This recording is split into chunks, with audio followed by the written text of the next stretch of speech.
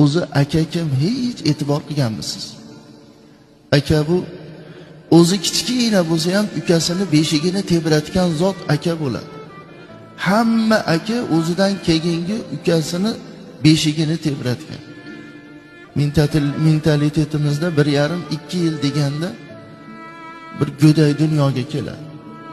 Beshikda bog'lanib yig'lab qoladigan bo'lsa, ona aytadi, "Bor, ukangni tebratib qo'y" desa, yiqilib, turtinib, surtinib, bo'yi yetmasa, osilib bo'lsa ham ukam ekan deb turib beshik tebratadi. Mana shu yerda shuncha odam o'tirgan bo'lsak, shu mani akam beshigimni tebratgan deb hech o'ylaganmizmi? Yuziga qarab, qanday ham mani akam bora, shu mani akam mani beshigimni tebratgan deb hech bo'lmasa haftada bir marotaba bitta non ko'tarib xabar olalyapmizmi?